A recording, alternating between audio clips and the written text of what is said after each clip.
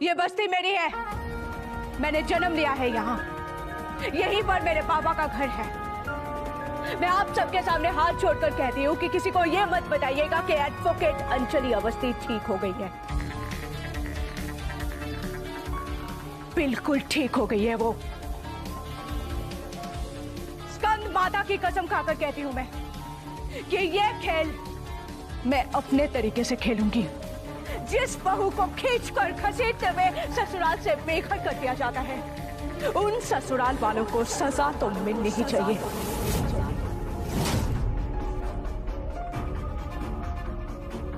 मैं एक बात बताऊंगी,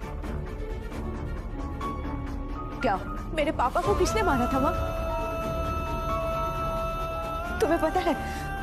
बोलो ना मां।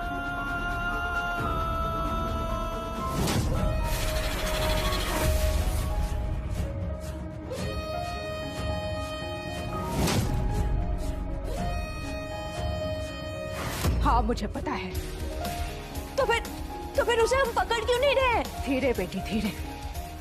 ये राजपूत परिवार, ठाकुर परिवार और राजवंशी परिवार बहुत पावरफुल है। इनसे लड़ाई करने के लिए तरीका बदलना पड़ेगा। मां दुर्गा की तरह लड़ना पड़ेगा। पार्वती कब दुर्गा बन जाएंगी किसी को पता भी नहीं चलेगा और असुरों का वध हो जाएगा।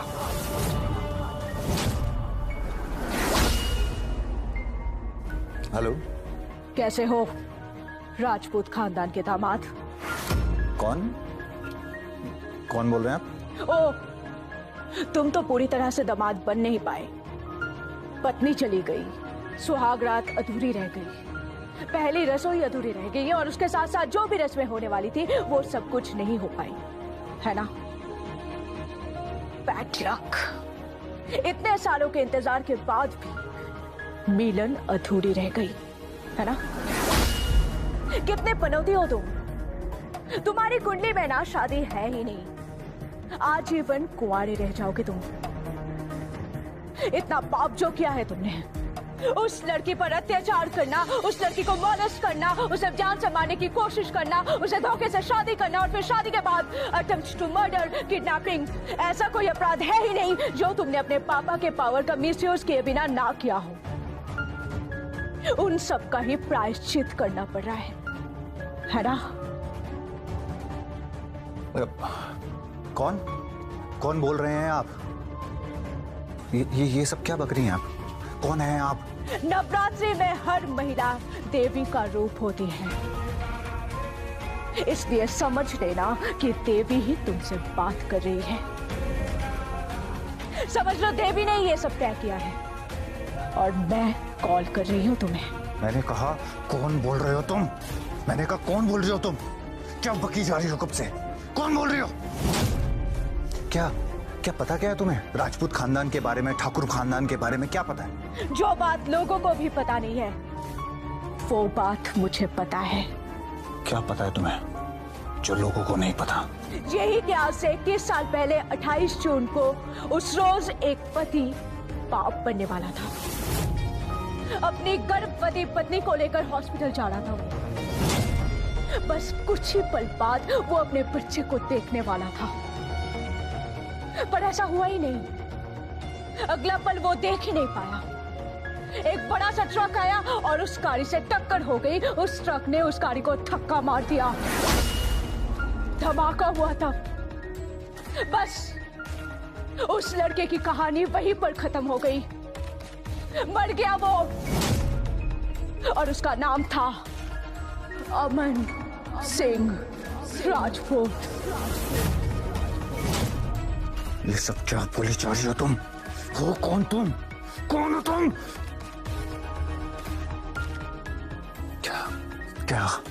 क्या जानती हो तुम? हाँ, और उस ट्रक का नंबर मुझे पता है। कौन सी गाड़ी में वो थे वो भी मुझे पता है, और किस ट्रक ने उस गाड़ी को टक्कर मारी थी ये भी मुझे पता है। बात की बात तो सबको पता है। पुलिस केस हुआ था और उस केस को दबा दिया गया था, पर यह बात किसी को नहीं पता है कि जब वो घटना हुआ था, जब वो ब्लास्ट हुआ था, उस घटना के 100 गज की दूरी पर एक एसयूवी खड़ी थी और उसमें कोई था, अमन सिंह राजपूत। और अंजलि सिंह राजपूत की मौत का तमाशा देखने के लिए, खुशी मनाने के लिए सर्कस देख रहा था वो। सर्कस। एक बाप ने दम तोड़ दिया, एक माँ जिंदा लाश बनकर रह गई और उन दोनों की बच्ची अकेली इस दुनिया में रह गई, है ना?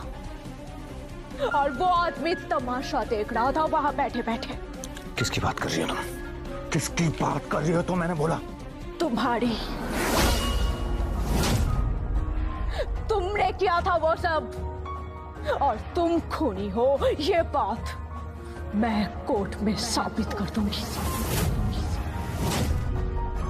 एक एक करके सबको कोर्ट में हाजिरी देनी पड़ेगी। चंद्रभान ठाकुर, राघव सिंह राजपूत, भजन सिंह, उदय राजवंशी, प्रताप राजवंशी और युवराज ठाकुर,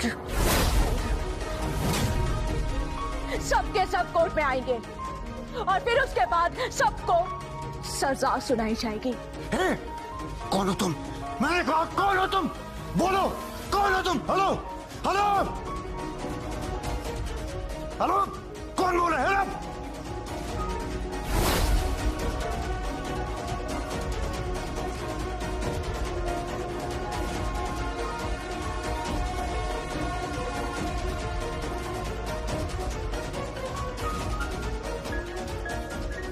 युवराज, युवराज, ये सोचने वाली बात है कि किसने देखा मुझे।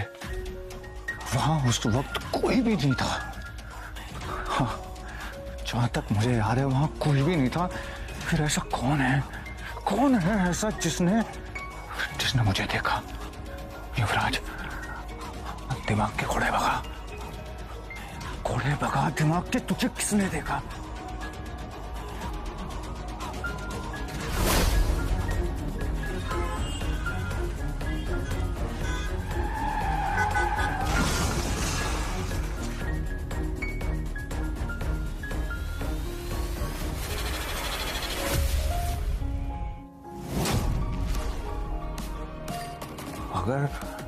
अगर कोई मुझे देख सकता है तो वो है अंजलि अवस्थी, लेकिन वो तो जिंदा होकर भी मर चुकी है, जिंदा लाश है वो। फिर ऐसा कौन पैदा हुआ है जिसने मुझे देखा है?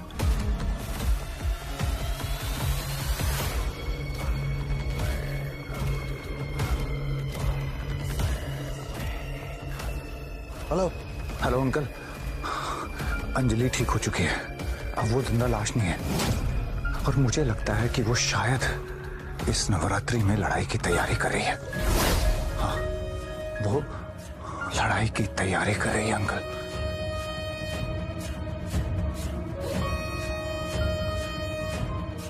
एडवोकेट अंजलि अवस्थी। नानू, नानू, ना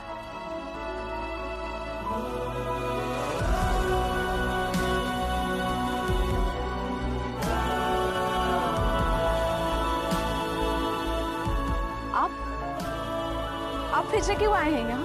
क्या चाहिए आपको? आखिर चाहते क्या है आप? मुझे आरती चाहिए। देखिए, आप यहाँ से चले जाइए, जाइए यहाँ से। अगर किसी ने हम दोनों को देख लिया तो वो लोग मुझे गलत समझेंगे। सवाल ही नहीं उठता। तुम इतनी पवित्र हो, कोई तुम्हारे बारे में कोई गलत बात कर ही नहीं सकता। आरती, चाहिए क्या आपको?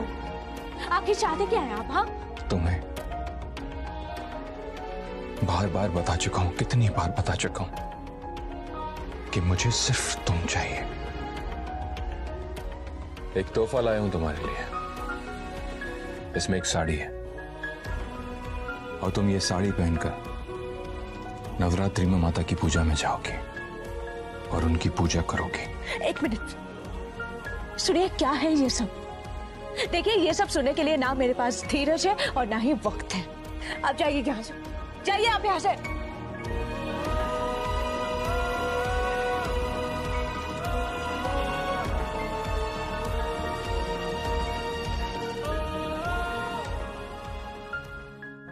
आज मैं जाने के लिए नहीं, तुम्हें ले जाने के लिए आया हूं। मैं तुम्हारे लिए अपना सब कुछ छोड़कर आया हूं आरती, और अगर तुम मुझे नहीं मिली ना तो मैं मर जाऊंगा। देखिए, आप क्यों ये नहीं समझ रहे हैं कि आप मुझे कमजोर कर दे रहे? तुम मुझसे बहुत प्यार करती हो ना, पागलों की तरह प्यार करती हो ना तुम मुझसे। मेरी जिंदगी में तुम्हारे अलावा और कोई नहीं है, और तुम्हारी जिंदगी में भी मेरे अलावा और कोई नहीं है आरती। तुम मुझे समझाने का सिर्फ एक मौका दो। तुम मेरी जिंदगी की वो इंसान हो जिसके बिना मैं जी नहीं सकता। अगर तुम मेरी जिंदगी में नहीं रही ना तो मैं मर जाऊंगा आरती। मैं मर जाऊंगा। छोड़िए मुझे, छोड़िए मुझे। क्या फैमिली ड्रामा है?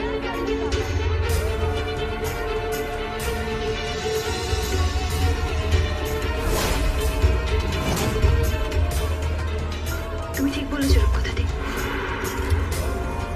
আমি তো জোর হাত করে সবার কাছে ক্ষমা চাইলাম। আমাদের কি লাভ বলো তো? যে জীবনগুলো তছনছ হয়ে গেল, তুমি ক্ষমা চাইলে সেগুলো কি আবার গোছানো হয়ে উঠবে? উঠবে বলো তো? না, উঠবে না তো। वहाँ पत्नी नवरात्रि की पूजा कर रही है और यहाँ उसका पति एक दूसरी औरत के साथ रंगरलियां मना। बहुत अच्छी बात, बहुत अच्छे वेद बाबू। तमीज से बात करो करी। ये सब क्या बोले जा रही हो तुम? समझ नहीं आ रहा है क्या?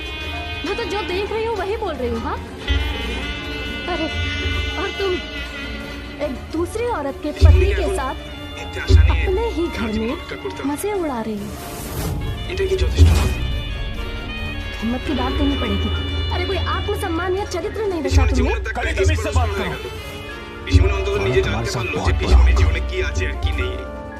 तुम जिसकी बात कर रही हो ना वो मेरा प्यार है।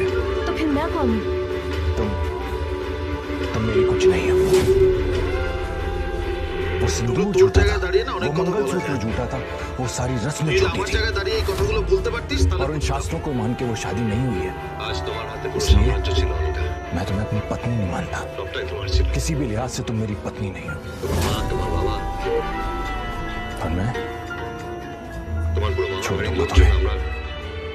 छोड़ देंगे? छोड़ेंगे तो तब ना जब मैं छोड़ने दूंगी, और छोड़ने का तो कोई सवाल ही पैदा नहीं होता देखना, क्योंकि अब आप और मैं कानूनन शादीशुदा हैं।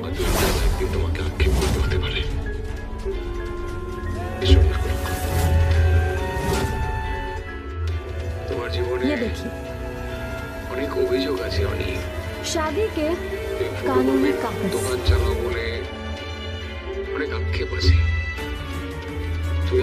वेद बाबू, ये कागजात ना अपने खुद दस्तखत किए। क्या किया तुमने? कब किया तुमने? उसी रात जिस रात आप नशे में धुत थे। क्या? और जब इतनी बात पता चल ही गई है तो ये भी बता देती हूँ आपको। उस रात आरती को जानबूझकर बुलाया था, सोच समझ कर।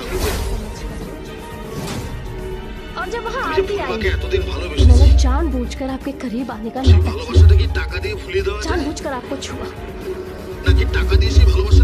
और ये सब देखकर ना ये आरती कम में चली गई। बहुत दुख हुआ। हे भगवान, इनका प्यार कोई और छू रहा है। लेकिन वो कोई और नहीं था, मैं थी वेद बाबू, आपकी पत्नी। बहुत दिल दुखा आपका, और ये देखकर आपका भी दिल दुखा। उसके बाद आपने बहुत टल्ली हो गई, और बस उसी पल का फायदा उठाकर मैंने दस्तखत करवाए।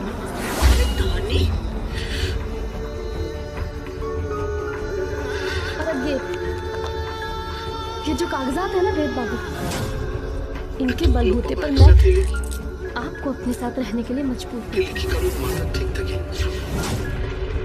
पालतू बना लूंगी आपको, और अगर आप नहीं रहेंगे तो आप तो ऐसे भी जेल जाएंगे और वैसे भी जेल जाएंगे।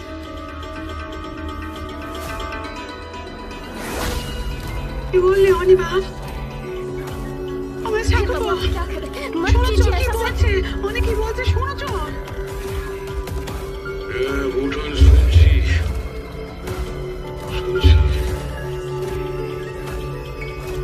শুন বাবা অনি, আমরা আর কেউ সেই সময়টা ফিরে যেতে क्या চাই না। क्या कर रहे हैं आप ये? वेद बाबू ऐसा मत कीजिए। সেদিন যা ঘটেছিল সেটা আমাদের বিচারে ঠিকই ছিল, আবার আজ যা ঘটছে সেটাও বোধ হয় ঠিকই আছে। তুই আজই ঠিকঠাক মেনে নে বাবা।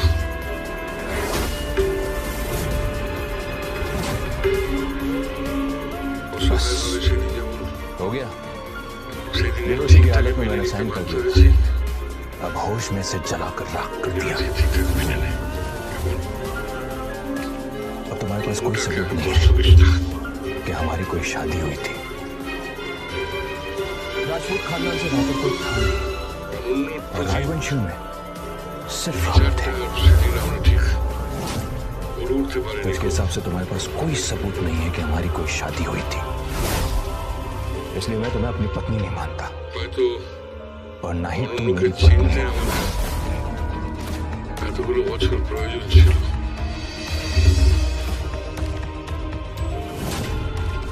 आरती, আজ যখন চিনতে পেরেছি आरती मेरा प्यार है।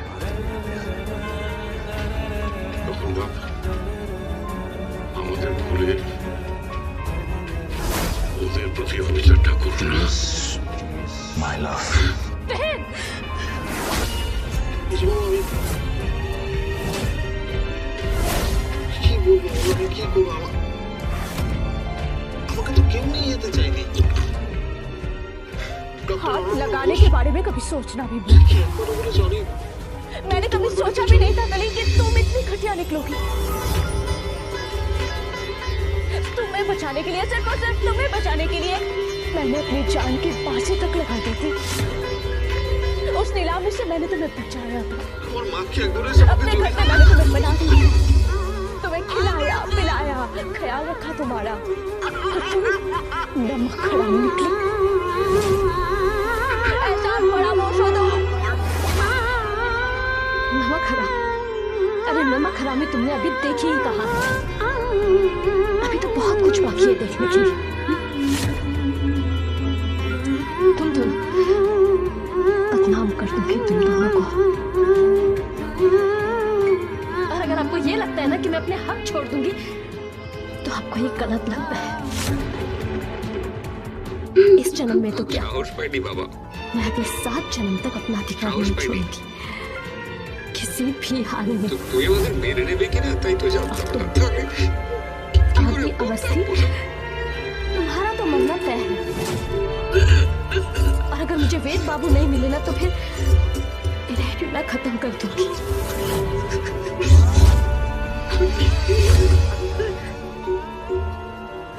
अब तो बहुत युद्ध होते आए हैं इस इश्क पर।